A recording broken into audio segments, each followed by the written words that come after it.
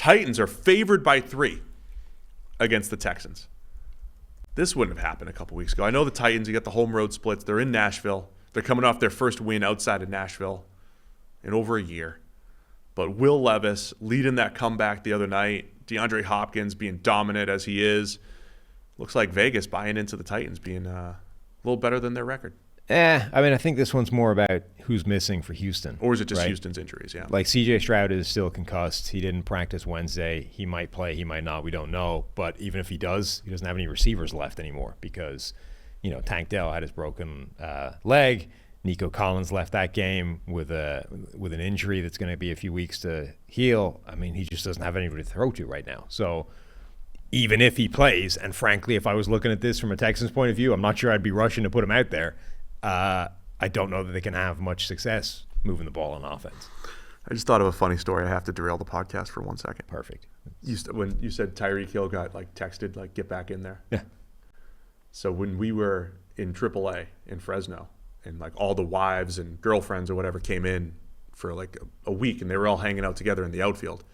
One of my teammates was out there pitching, and his fiance at the time maybe was really hard on him, right? So he gets out there pitching, throws 2 balls. You hear from the crowd in left field, she goes, "Figure it out!" Screaming at him from the grassy knoll in left field. And he's looking at her, and then before you know, he starts pumping strikes, and it was great. It worked. At the time. It worked. Yeah. It was just came to mind. The other thing if my wife ever did that to me, yeah, we wouldn't be getting married. Wouldn't go well. No. The other thing isn't that illegal, using your phone at halftime or whatever? I was thinking that.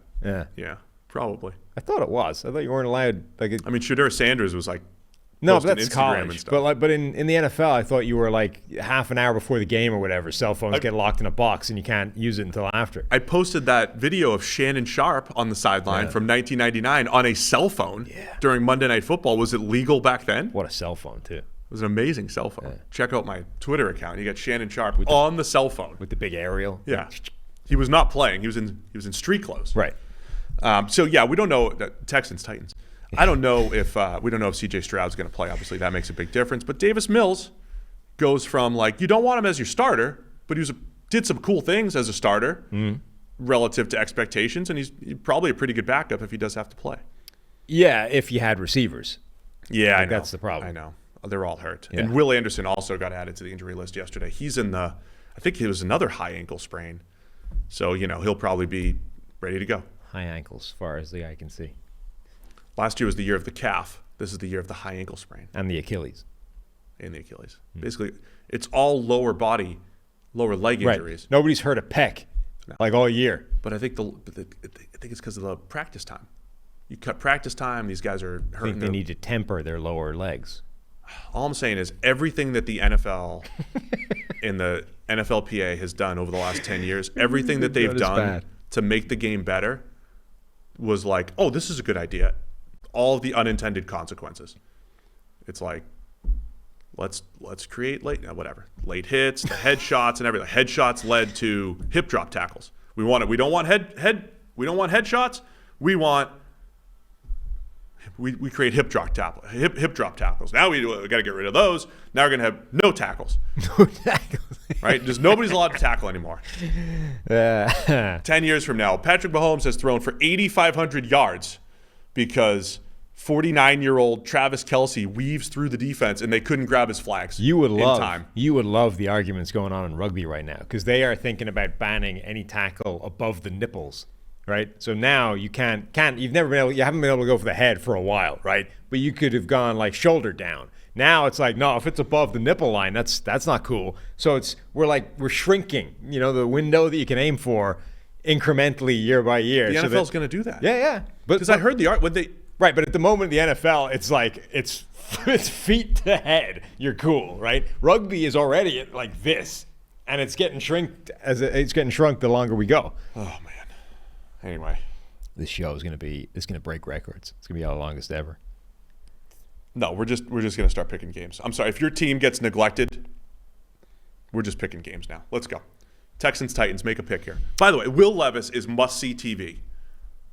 Got to watch Will Levis. He's getting scolded by Vrabel for being a psycho. He's just dropping his shoulder and laying into, like, again, the NFL's going out of their way to protect quarterbacks. And Will Levis is out there like paying homage to 90s fullbacks. Can you imagine how upset Tom Brady is watching Will Levis play football? That's not what he's upset about. Of course it is. He's like, these people out here not protecting themselves, like risking everything. He's upset. He's like, what are you doing? How are you going to stay trying to run over Jalen Ramsey? I'm telling you, we're getting into a great area where Levis has some Josh Allen in him, playing style wise. Sam Howell has some Josh Allen in him. We're just going to get exciting football. Fun. It's crazy and ill-advised, but it's fun. Yes. And this is, Vrabel's not happy with it. Like, he's like, I'm going to have to show him some videos of quarterbacks not getting run the hell over. They said they were showing him videos of QBs sliding. Yeah. That didn't work. So now we're going to show him videos of QBs getting killed, basically. So, I mean, the running over Ramsey thing was one thing. Trying to tackle the defensive tackle that you just threw a pick to in the end zone, like he'd already scored at this point, was way more egregious. Either way, Levis is fun to watch. All right. Highest graded game of his career, and a lot of it came in crunch time, throwing the ball down the field and getting DeAndre Hopkins involved. He's got a big-time throw rate of almost 6%. Turnover-worthy play rate's high as well. But, yeah, Levis is going to be – he's going to be entertaining because I think he's got that volatility that could, any given week, put up a ton of points and create a lot of big plays. I think this is a Houston Oilers throwback game as well, which means Titans win. So it's the Battle of Houston. Who owns the Oilers? They're trying to stick it to the Texans here. Yeah, I think so. Real Houston. We're the real Oilers. Somebody in the chat says, they aren't supposed to have phones in jail either. Not sure that's quite the same logic, but I appreciate where you went with that. Should the Texans should also wear Oilers throwbacks? They should go with the blue versus the white. They'll get a cease and desist. Like, didn't that Houston, the Oilers, the Titans, sent a cease and desist to the University of Houston because they're like, same color. Yeah, they were running this like homage, color scheme, and they were like, no, that's too close. You can't do it. I see what you're doing there with your no Oilers labeling, but clearly Oilers colors. We own that, not you. Anyway, Titans. Yeah, I'll take the Titans as well. Throwbacks. If Stroud plays, I might want to flip my pick, but I'll let you know on Sunday.